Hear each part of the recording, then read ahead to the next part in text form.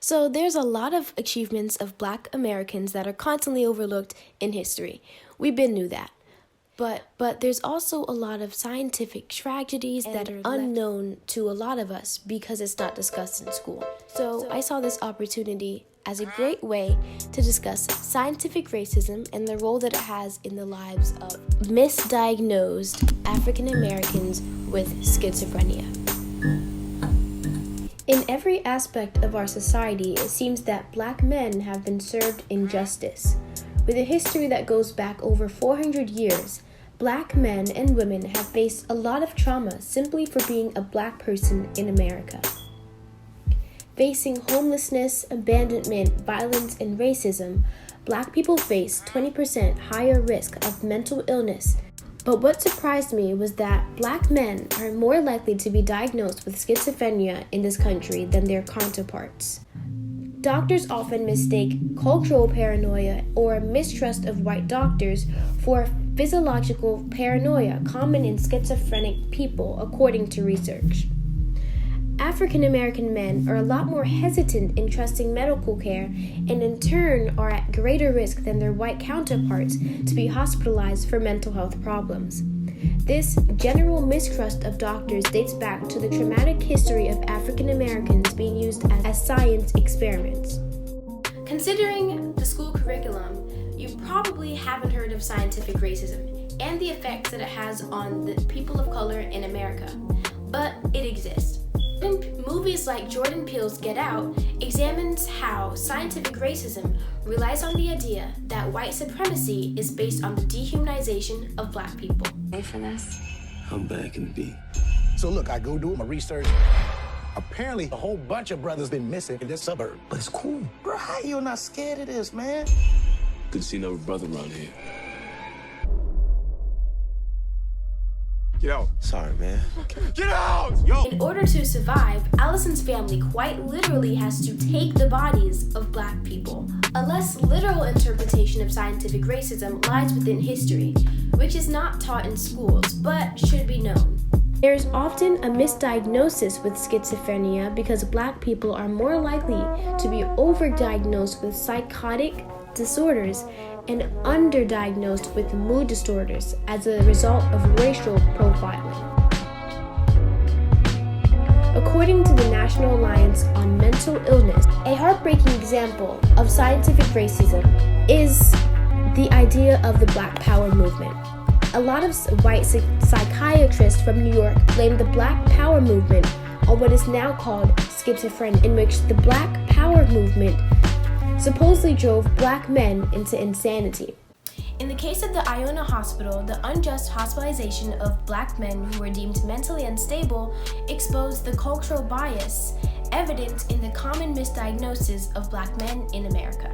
This is when it becomes a problem for Black men and women to express their anger and normal reactions to the everyday experiences that they are exposed to as Black people in America. Simply because they were reacting to the racial climate of their time, they were accused of being literally insane. As if there is no plausible way, no plausible reason for Black men to be angry in America.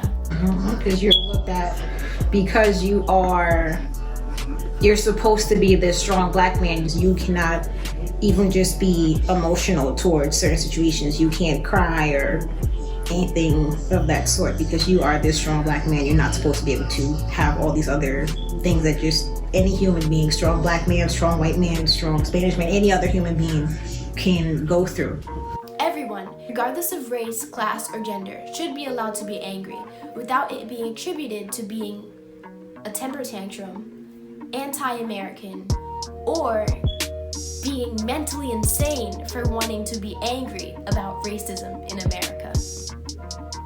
In the book, How Schizophrenia Became a Black Disease, the author examines the link between political unrest and the mental institution of Black people in America.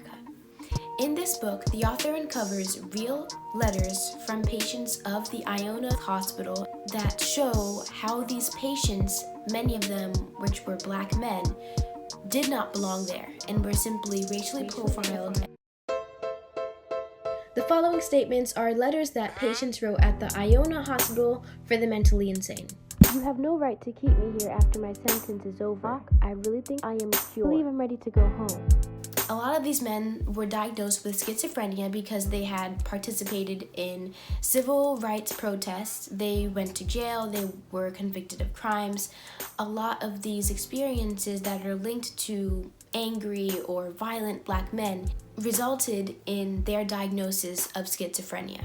Because apparently, an angry black man in America must be insane.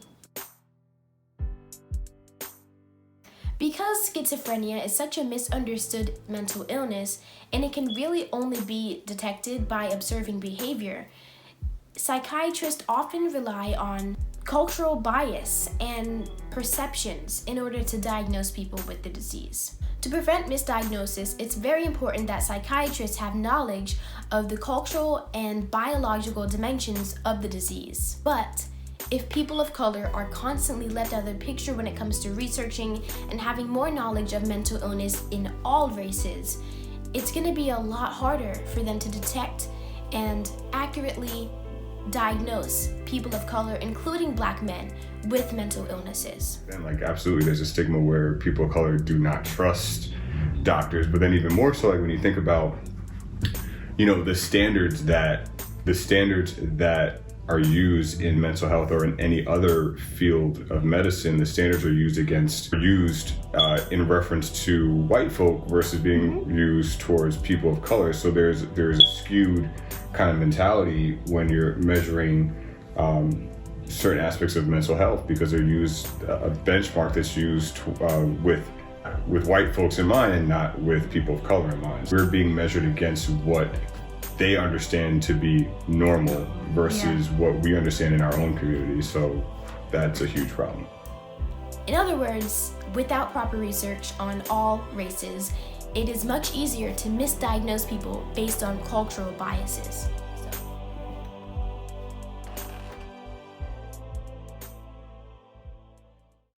You're just too good to be true. Can't take my eyes off you.